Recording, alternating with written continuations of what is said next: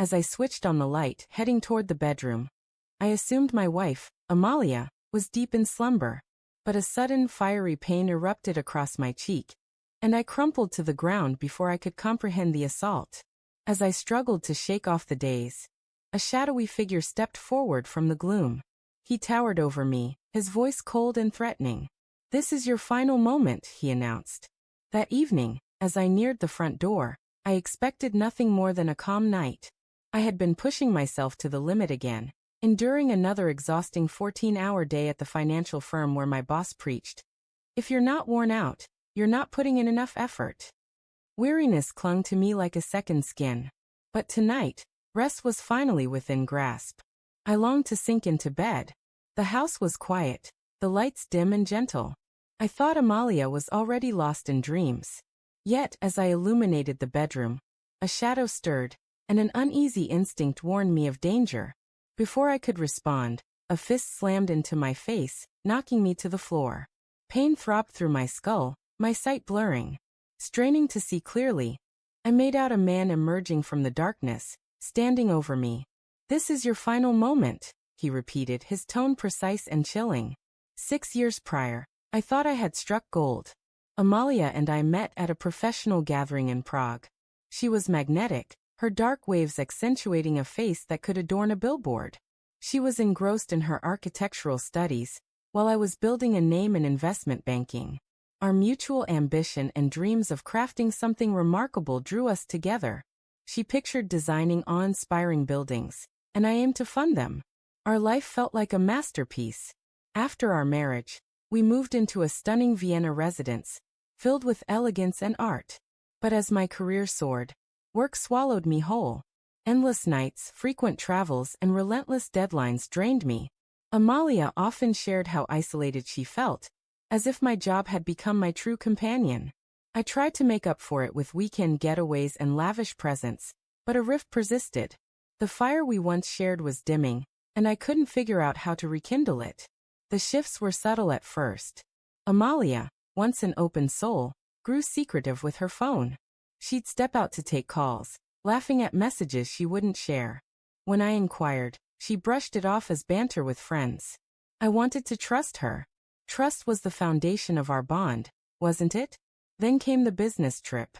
I was set to be in Zurich for 3 days, closing a significant deal.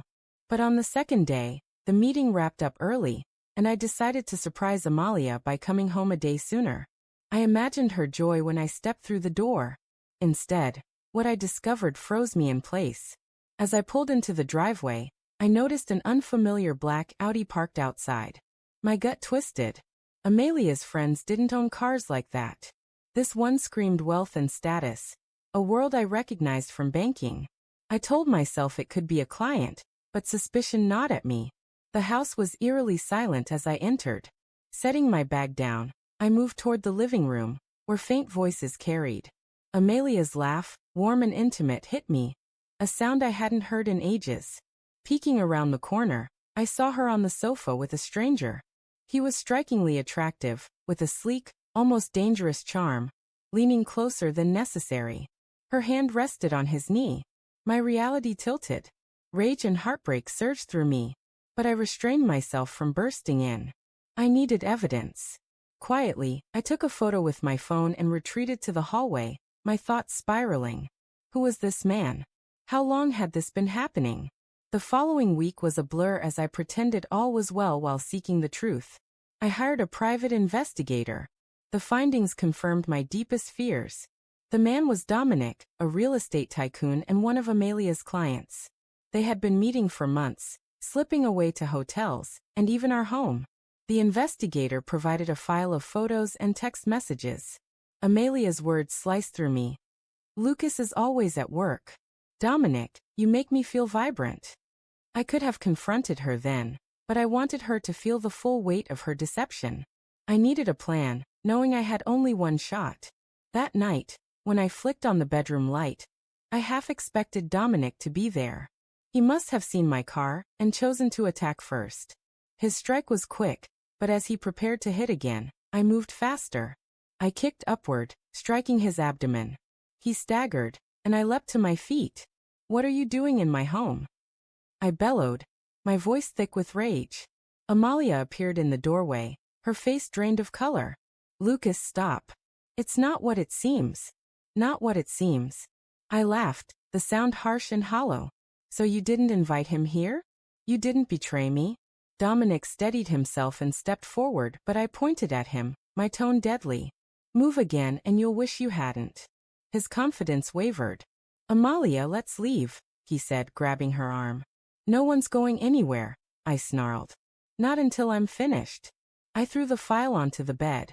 This is what you've been up to. Months of deceit, sneaking around, dishonoring our marriage. Did you think I'd never find out? Amalia's eyes filled with tears, but I felt no sympathy. Lucas, please let me explain. There's nothing to explain, I said, my voice cold as steel. You made your choice. Now I make mine. Dominic's business relied on his reputation. I had the investigator gather every detail of his affair with Amalia, hotel receipts, photos, everything, and sent it anonymously to his major investors. Within days, his projects collapsed as clients withdrew funding. Amalia's architectural firm prized integrity, and I knew her affair would devastate her career. I sent the evidence to her company's HR, including proof she misused work hours for her rendezvous. She was suspended, her professional life teetering. The next day, I filed for divorce, supported by the evidence of her infidelity. The court ruled in my favor, awarding me the house, the assets, and my dignity.